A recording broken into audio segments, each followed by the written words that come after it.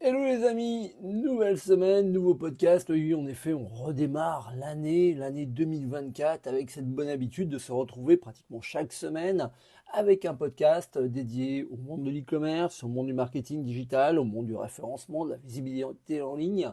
Et cette semaine, eh ben, on va parler des nouveaux modèles de business en e-commerce. Quoi de mieux pour redémarrer une année que de parler de nouveaux modèles, de projections, finalement, sur quoi je devrais investir parmi les bonnes pratiques e-commerce pour développer mon business, pour trouver des nouvelles actions, des nouvelles opportunités également, que ce soit en B2C ou en B2B. On va essayer d'explorer cela durant la petite dizaine de minutes qui nous est accordée comme à l'habitude.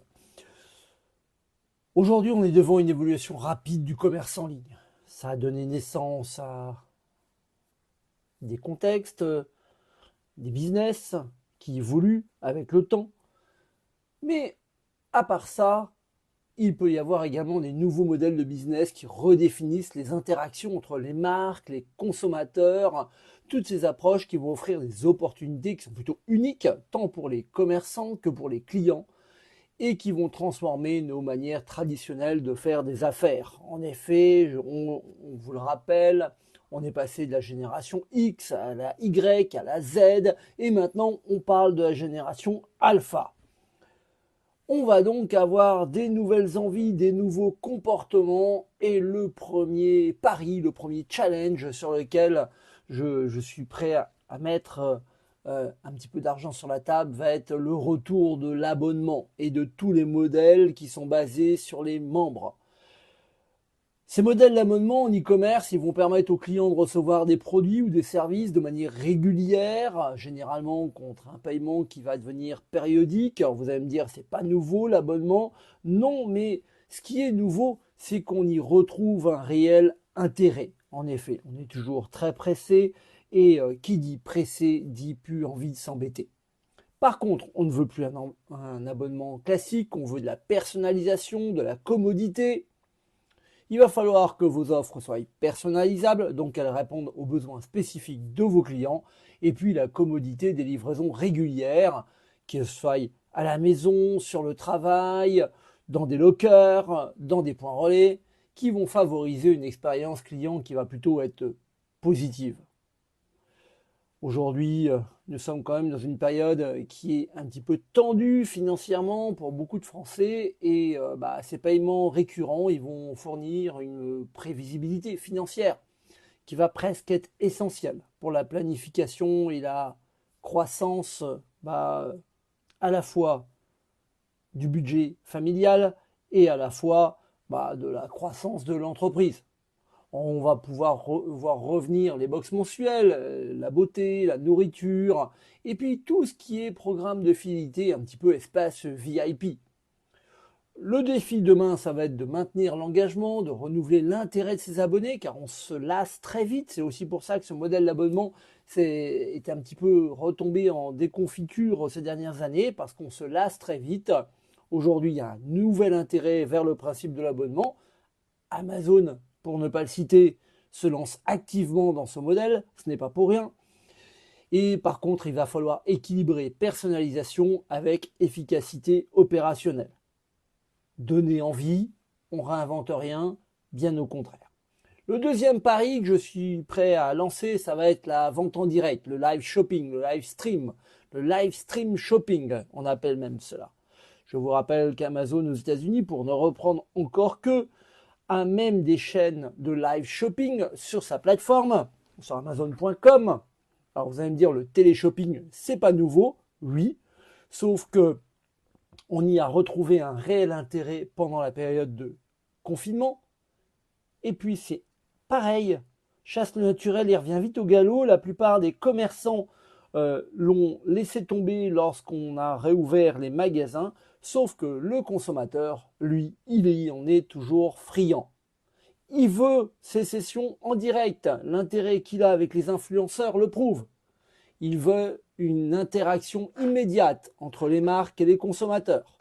Des démonstrations de produits en temps réel pour augmenter la confiance, augmenter l'intérêt des clients. Alors au moment où il y a des scandales sur les influenceurs, peut-être que les marques, les commerçants doivent eux à leur tour revenir dans cette vente en direct, dans ce live shopping, dans ce live stream shopping, vu que ce sera le terme un petit peu à la mode en 2024, avec des vraies opportunités de vente. La vente en direct, ça crée quand même un sentiment d'urgence. Ça encourage les achats impulsifs. Le téléshopping, Pierre Bellemare l'avait bien compris en son temps. Avec des promotions, des offres exclusives pendant les sessions qui peuvent stimuler les ventes. Bien sûr, on peut toujours utiliser des influenceurs ou des experts pour présenter les produits. Mais l'authenticité et la réalité, avec comment offrir des contenus attrayants et informatifs, au-delà de la simple vente, seront les prochains enjeux. Alors bien sûr, on pourrait se dire, mais j'ai pas les moyens, il me faut une technologie, une logistique solide pour une diffusion qui est plutôt fluide. Je vous rappelle qu'on a tous aujourd'hui un smartphone et que le smartphone, il fait le job. Troisième challenge, troisième défi que je suis prêt à lancer, c'est le e-commerce collaboratif, le e-commerce communautaire. On a vu les épiceries collaboratives, les épiceries communautaires qui ont un peu le vent en poupe depuis quelques années, qui sont passés d'un phénomène bobo à un phénomène de lutte contre l'inflation ou contre la crise économique. Là, pareil, le renouveau des forums, des groupes de discussion, des achats groupés, la co-création, l'innovation, la collaboration avec les clients dans le développement de produits ou dans le développement de promotions, car aujourd'hui on voit des promotions qui nous intéressent et non plus des promotions qui sont là uniquement pour vendre. Ça veut dire que demain, le gros challenge pour le commerçant, pour le e-commerçant, ça va être de créer des espaces en ligne pour la discussion, le partage d'opinions.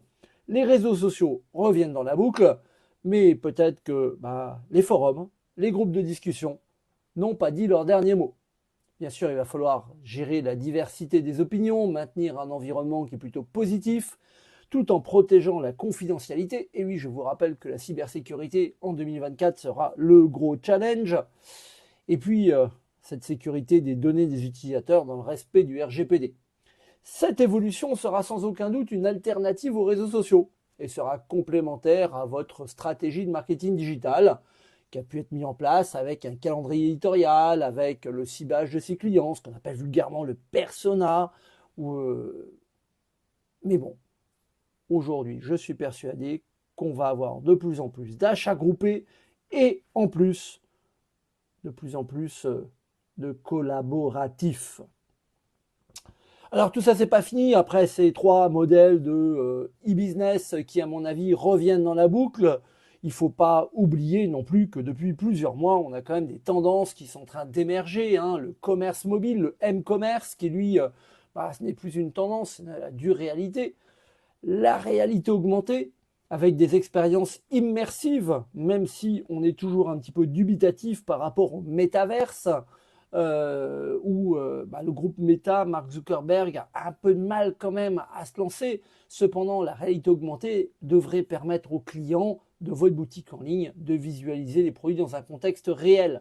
Je vous rappelle qu'IKEA, avec IKEA Place, propose la visualisation de meubles dans l'espace de vie à partir d'une application mobile et peut-être demain d'un e-shop pour pouvoir vous projeter. L'autre gros challenge, mais qui est déjà rentré dans nos mœurs, c'est l'intelligence artificielle, la personnalisation, l'analyse prédictive de nos besoins, nos recommandations, basées sur notre comportement d'achat. 2024 sera la fin des cookies et il va donc falloir trouver l'alternative à d'autres analyses prédictives ou d'autres recommandations. Peut-être le renouveau des chatbots ou des assistances clients.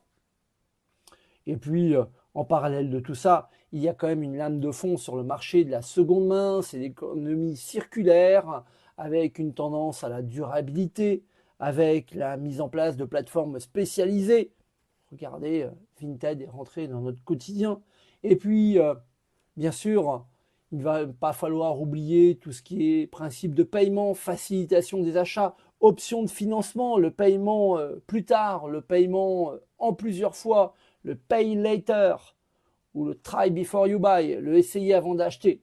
L'adoption de tous ces modèles complémentaires en e-commerce va permettre à la fois aux entreprises de rester compétitives et innovantes, mais à la fois aux clients de se rendre compte que vous n'êtes pas comme les autres. En intégrant toutes ces technologies avancées, en répondant aux préoccupations actuelles des consommateurs, comme la durabilité, la personnalisation, vous, commerçants, pouvez créer des expériences d'achat riches et satisfaisantes qui vont renforcer ainsi votre position dans un marché numérique digital où finalement c'est devenu aussi dur que dans le commerce physique, si ce n'est encore plus dur.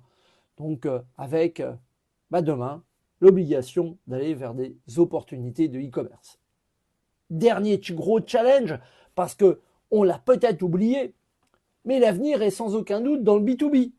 La spécialisation dans le domaine du B2B, business to business, entre professionnels, va présenter des vraies opportunités qui sont certes distinctes et qui vont beaucoup différer du marché B2C, le business to consumer, la vente aux particuliers. De plus en plus, on va voir des plateformes de commerce électronique orientées B2B avec peut-être demain des opportunités de création de solutions sur mesure qui vont être dédiées aux professionnels car les besoins sont complètement différents. On va avoir besoin de personnalisation, de flexibilité, d'automatisation des processus, peut-être une connexion à la chaîne d'approvisionnement qui, elle, devra être optimisée, et même combat que dans le monde du particulier, des solutions de paiement et de financement, là, dédiées aux professionnels. Peut-être du décalage de financement, de l'aide à la trésorerie, sans oublier bien sûr tout ce qui a fait son succès dans le monde du commerce traditionnel et du B2C, c'est-à-dire gestion de la relation client, basée sur du CRM, on l'a oublié, analyse des données, analyse de ce qu'on appelle l'intelligence d'affaires, encore une fois, avec une bonne exploitation des données, un reporting et des tableaux de bord. Le secteur B2B offre sans aucun doute un terrain fertile pour l'innovation en e-commerce. On l'oublie souvent, mais on se focalise beaucoup sur le commerce particulier. Peut-être que demain, l'avenir de votre entreprise passera aussi par la vente aux professionnels. En se concentrant sur la personnalisation, sur l'automatisation, sur des solutions de paiement adaptées, des stratégies de marketing encore une fois ciblées, et sur bien sûr l'analyse et l'exploitation des données, ça peut être grâce à Google Analytics, grâce à des outils comme Locker Studio, ex Google Data Studio, l'analyse du parcours d'achat, tout cela va vous donner des nouveaux modèles de business en e-commerce ou des nouvelles opportunités pour cette année qui arrive. Je suis persuadé que cette année 2024 va être encore riche en opportunités si et seulement si vous êtes prêts à les prendre au rebond lorsqu'elles vont se présenter. Anticipation, mais également agilité, réactivité, c'est devenu notre quotidien. Et vous, vous en pensez quoi de ces nouveaux modèles de e-business en e-commerce? Comme les années passées, je suis impatient de voir vos commentaires, de voir vos réactions, de voir vos messages. Certains n'hésitent pas à m'envoyer des messages directement sur les réseaux, via Twitter, LinkedIn ou autres. Puis, comme d'habitude, on se retrouve sur toutes les bonnes plateformes de podcast qui vont d'Apple en passant par Deezer, SoundCloud, Google, etc., etc. Et également sur YouTube. J'attends donc vos propositions pour les prochains podcasts et vous dis donc à très très bientôt les amis. Ciao ciao!